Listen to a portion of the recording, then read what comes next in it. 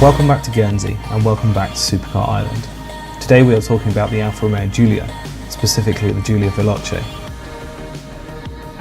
The Veloce sits near the top of the Giulia range and sits directly underneath the roaring V6 Quadrifoglio. The name Veloce has always been used by Alfa to describe its sportier models and was originally used in 1956 when Alfa wanted their Giulia to sprint to stand out against the other cars within its range. Today they have brought back this name and placed it against this version of their Giulia, and so far this name fits very well indeed.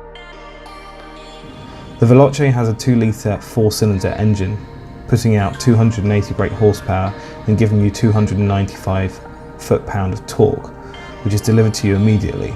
And the reason for this is the turbo, which is spooled at low speeds and provides an initial hit of torque before catapulting you to 150 miles per hour. The inside of the car has been described by some as boring, and you are right, it is a little boring, and a little cheap. I do believe, however, this allows you to enjoy the car more, as that you are not distracted by the gadgets and gizmos, which could take you away from the pure driving bliss this car offers you. So let's just run through a couple of the upgrades that I will be doing to the Alfa Romeo Veloce. First one's going to be this V here. You can take off and actually upgrade to the carbon insert, which will definitely be on my list of upgrades. The second upgrade is going to be the bonnet. The bonnet, which I will be getting, is the bonnet from the QV or the Quadrifoglio edition of the Giulia. Basically the entire bonnet's made out of carbon fibre and also includes 2 nostrils, which give it that more aggressive look from the front of the car. An additional upgrade will be the wing mirror covers. I'm going to be getting these in carbon. You can get these officially from the Alfa Romeo website or the accessories website, which are roughly around 200 quid. The ones that I'll be getting are from Madness Auto Works in America. They've got the Alfa Romeo logo over the top of the cover, which just I think looks a lot better. Around the car as well, we've got plenty of chrome, which I'm not a massive fan of, if I'm being perfectly honest.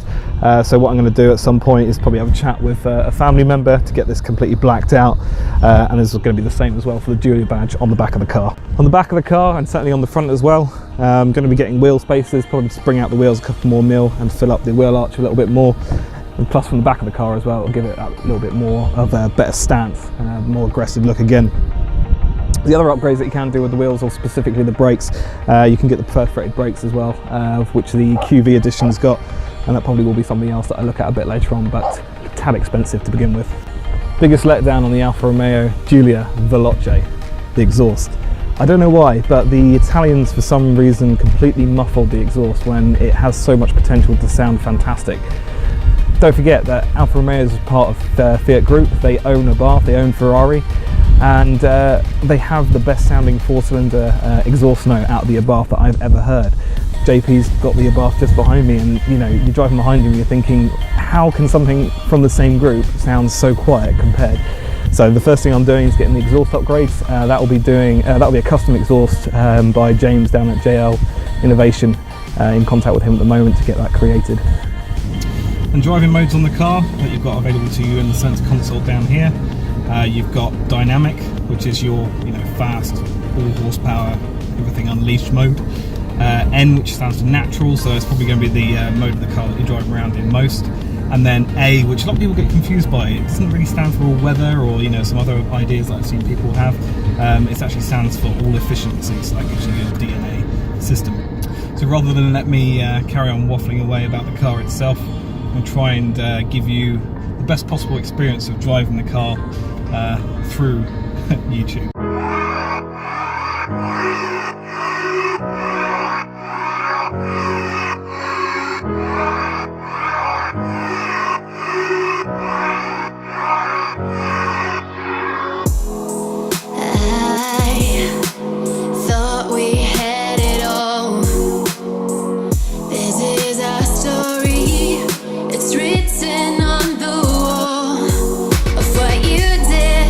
What I did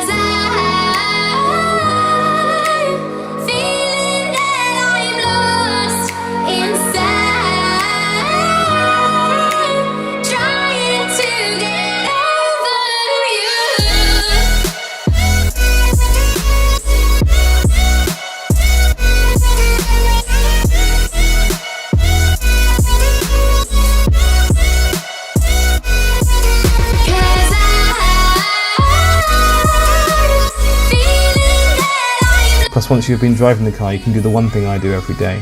Get out, lock it, walk away, and look back to admire its stunning Italian looks. Alfa truly know how to make a beautiful car.